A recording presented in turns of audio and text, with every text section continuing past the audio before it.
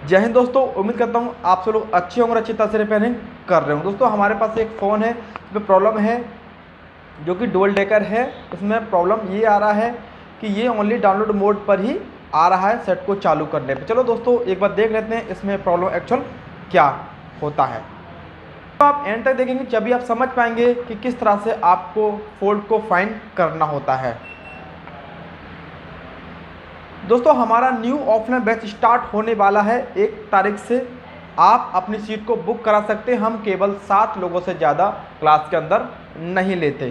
दोस्तों आप अपनी सीट को 25 तारीख तक बुक करा सकते हैं। हमारा न्यू बैच 1 जुलाई से स्टार्ट होने वाला है। दोस्तों इस फ़ोन के अंदर हमने फ्लैशिंग करके चेक कर लिया था, बट फ्लैशिंग डन हो गया, फिर भी सेम टू सेम कंडीशन था। अब एक बार हम इसका डुअल डेकर सीपीयू रिवॉल्व करते हैं, उसके बाद एक्चुअल मालूम होगा कि प्रॉब्लम सॉल्व आउट होता है कि नहीं। दोस्तों अगर आपके पास SMD क्विक का है 857DW+, तो वहाँ पर आपको जो डुअल डेकर निकालने के लिए जो हीट रखना होता है वो आप रख सकते हैं 350, और आप एयर को 1 से लेकर 2 यानी 2 पर आप रख सकते हैं, ठीक है। और आप जो रैम को इस तरह से निकाल सकते हैं। फिर इसके बाद CPU को भी आपको साथ में निकालना होता है। स्क्रैपर जो हमने यूज़ किया वो कॉलोनी कंपनी का है, ठीक है, जो कि बहुत अच्छा काम करता है। जब तक आपका स्क्रैपर अंदर ना जाए तब तक आपको ज़्यादा नहीं डालना है, ठीक है। और आप जब भी स्क्रैपर को हल्का सा टेढ़ा करना होता है CPU को हमें निकालने के लिए, ठीक है। जब तक आपका CPU पूरी तरह से मेल्ट ना हो जाए जब तक आप इसे ना निकालें,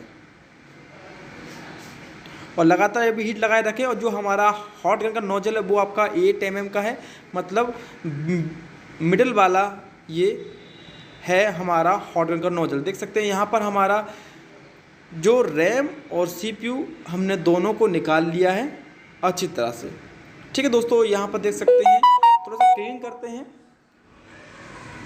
क्लीन करते टाइम आपको ध्यान देना होगा कि आपका जितना बोर्ड गर्म होगा उतना आपके लिए फ़ायदा होगा क्लीनिंग करते टाइम, क्योंकि अभी हमारा जो सोल्डर है, जो कंपनी का सोल्डर लगा हुआ है, वो अभी हमारा गर्म है। और आप इसमें PVD मिला के आराम से इसको हम क्लीन कर सकते हैं।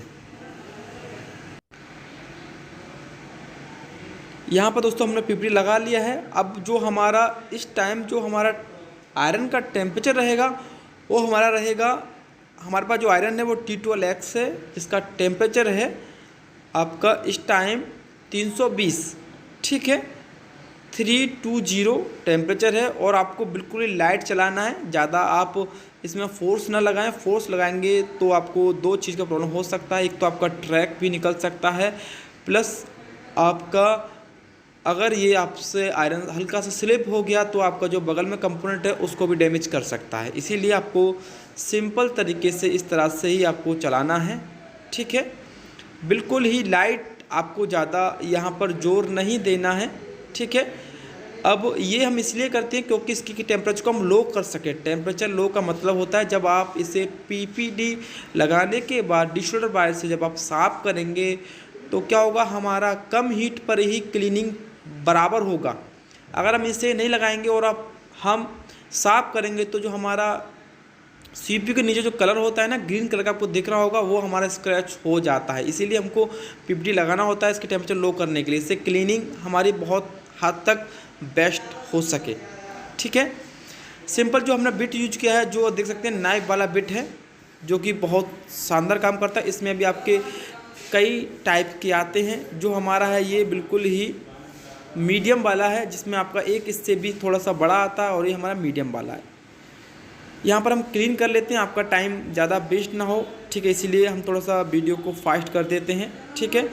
अब यहाँ पर हमने जो बोर्ड को क्लीन किया है, अब दोस्तों डिशोल्डर वायर को हमें डबल करके इसलिए रखना होता है क्योंकि यहाँ पर हम आयरन की मदद से ग्रिप बना सकें। अगर आप सिंगल रखेंगे तो आयरन हमारा स्लिप हो सकता है। स्लिप होने से क्या होगा, आपका बोर्ड स्क्रैच हो सकता है, शायद आपके कुछ कंपोनेंट भी उड़ सकते हैं, ठीक है। इसका ध्यान रखें, हमेशा ग्रिप बना कर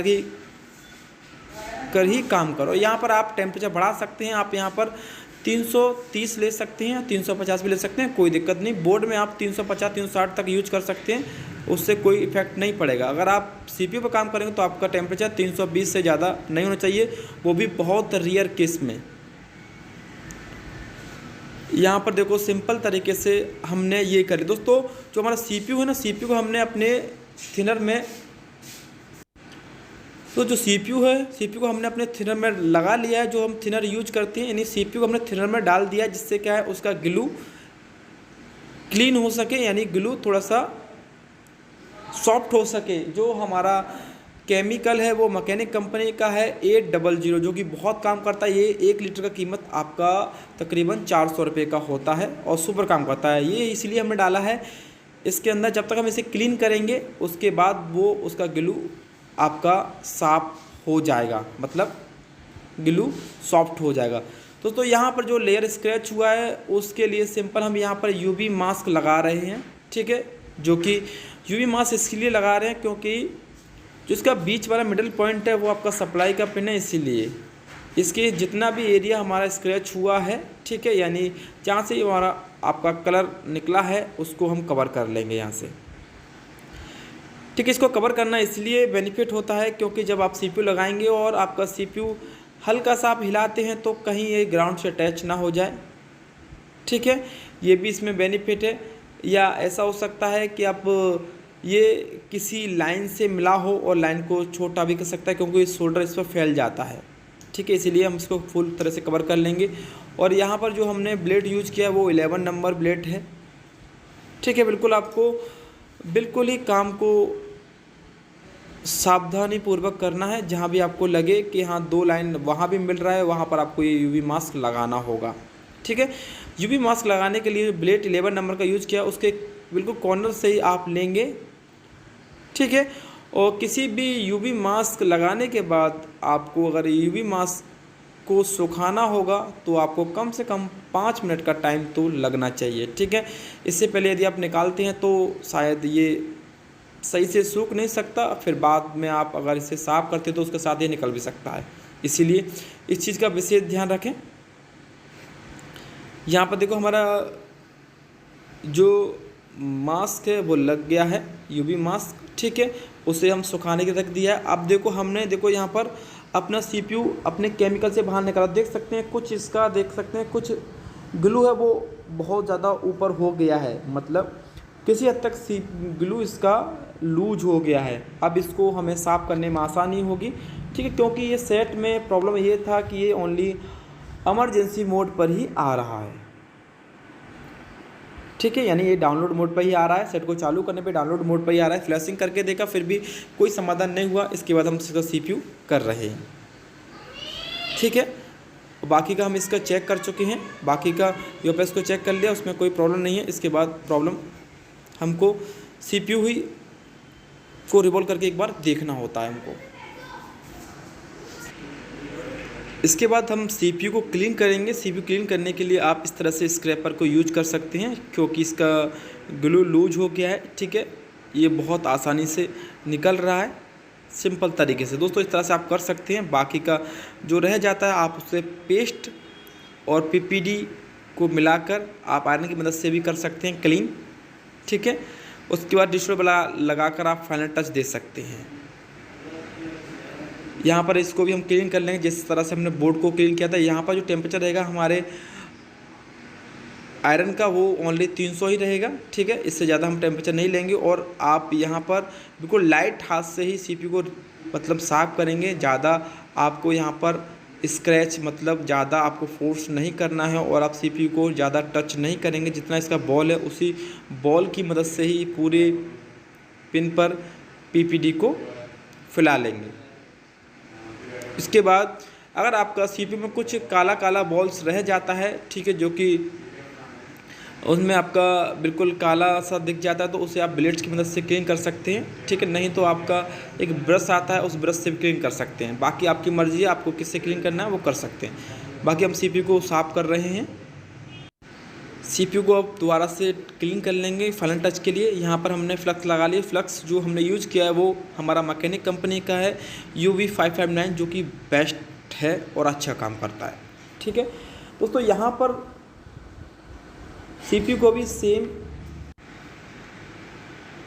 को भी सेम तरीके से ही हम साफ़ करेंगे जैसे हमने मदरबोर्ड को साफ़ किया था। बाकी का जो आपको दिख रहा है, जो काले काले आपके जो बॉल्स रह गए हैं, उन बॉल्स को आप ब्लेड की मदद से भी कर सकते हैं, नहीं तो एक आपका ब्रश आता है, उस ब्रश में जो लोहे के वायर होते हैं उससे भी आप कर सकते हैं। ठीक है, वो आपकी मर्जी, आप कैसे करना चाहते हैं, दोनों से ही अच्छी तरह से ये साफ़ हो जाता है। अब हम फाइनल टच के बाद इसको रिवॉल्व करेंगे और चेक करते हैं कि हमारा समस्या सॉल्व होता है कि नहीं। दोस्तों यहाँ पर हमने CPU को क्लीन कर लिया है। ठीक है दोस्तों, CPU को हमने केमिकल में पहले डाल दिया था। ठीक है, केमिकल में डालने से ये फ़ायदा है कि आपका ग्लू आपका पहले से सॉफ्ट हो जाएगा, इससे आपको आसान हो जाएगा रैम को साफ़ करने में। पहले हमने CPU को क्लीन कर लिया है, ये इसलिए किया है, ठीक है, CPU क्लीन, कि इससे हम रैम को जब काम करेंगे तो उसका बेस बराबर हो जाए। ठीक है, इसके बाद हम रैम के हॉल को साफ़ करेंगे। दोस्तों आप यहाँ देख सकते हैं कि CPU आपका यहाँ पर क्रैक है। तो CPU क्रैक होने पर ही ये आपका डाउनलोड मोड पर आ रहा था। दोस्तों देख सकते हैं यहाँ पर हमारा CPU क्रैक है, जो कि T टाइप में क्रैक है, जो कि बीच से ही क्रैक हुआ है। देख सकते हैं जो हमने इसे अपने केमिकल में डाल के रखा था, केमिकल ने जो इसमें कमी थी वो यहाँ पर हाईलाइट कर दिया है। ठीक है, एक बार इसे हम दबा के चेक करेंगे कि कितना ये टूटा है। आप देख सकते हैं ये T टाइप में आपका शायद ऐसा हो सकता है CPU का जो कवर होता है वो इसका क्रैक हो गया है। देख सकते हैं यहाँ पर ये CPU हमारा लीक हो गया है। ठीक है, ऐसे कह सकते हैं CPU का जो कवर होता है ना ब्लैक टाइप का, वो लीक हो गया है, पर CPU का जो मेन हिस्सा इसके नीचे होता है। एक बार हम इसको देखेंगे। ठीक है, इसको ऊपर से थोड़ा सा हटा के देखेंगे कि इसके अंदर एक्चुअल कुछ चीज़ बाकी है कि क्रिस्टल CPU का जो होता है वो टूट गया है कि नहीं। बाकी CPU में शायद हमको यही कमी लग रहा है कि CPU इसका ख़राब हो गया है, शायद ये काम करेगा कि नहीं। एक बार दोस्तों एक बार रिवॉल्व करके चेक करते हैं कि इसी वजह से हमारा फ़ोन केवल डाउनलोड मोड पर ही आ रहा था। दोस्तों एक बार इसको साफ़ करके डुअल लेकर करने के बाद से चेक करेंगे। एक्चुअल रैम को हम साफ़ कर लेते हैं, क्योंकि इसको लगा के चेक करेंगे एक्चुअल सेट हमारा जो पहले कंडीशन में था ऐसा द्वारा होता है कि नहीं, क्योंकि इस टाइम तो हमारा CPU 20 से लीक हो गया है। देख सकते हैं यहाँ पर बिल्कुल लीक है। दोस्तों यहाँ पर हमने देख सकते हैं CPU को स्क्रैच किया तो इस तरह से ये है। ठीक है, इसको हम लगाते हैं और चेक करते हैं हमारा सेट जैसा था वैसा होता है या ये कमी हमारा सॉल्व हो जाता है। दोस्तों यहाँ पर CPU हमने बिठा दिया है, इसके बाद हम रैम को बिठा देंगे, ज़्यादा टाइम ना लगे, हमने इसलिए वीडियो को स्किप कर दिया है। बाकी का यहाँ पर हमने अपनी रैम को सेट कर दिया है। अब हम इसको कम हीट पर लगाएंगे। CPU को भी हमने 310 की हीट पर लगाया है, इसको भी हम 300 की हीट पर लगाएंगे, रैम को भी। फिर चेक करेंगे एक्चुअल सेट जैसा हमारे सेट में प्रॉब्लम था वो सॉल्व हुआ है कि नहीं। ठीक है, क्योंकि दोस्तों इसका CPU का जो कवर था या CPU कवर कह सकते हैं, CPU का जो ऊपरला हिस्सा था वो लीक हो गया था इसमें से। यहाँ पर दोस्तों हमने रैम को जो लगाने के लिए हीट यूज किया वो 300 यूज किया है और हमारा यहाँ पर रैम लग चुका है। ठीक है, अब हम चेक करते हैं एक्चुअल हमारा प्रॉब्लम सॉल्व हुआ कि दोस्तों देख सकते हैं अभी भी हमारा सेट डाउनलोड मोड पर ही है। दोस्तों यहाँ पर देख सकते हैं हमने इसका डुअल डेकर कंप्लीट कर दिया है और सेट हमारा जैसा था वैसे ही हो गया है। दोस्तों इसका मतलब CPU इसका ख़राब है। उम्मीद करता हूँ आपको बहुत कुछ सीखने को मिला होगा। जय हिंद, जय भारत, वंदे मातरम।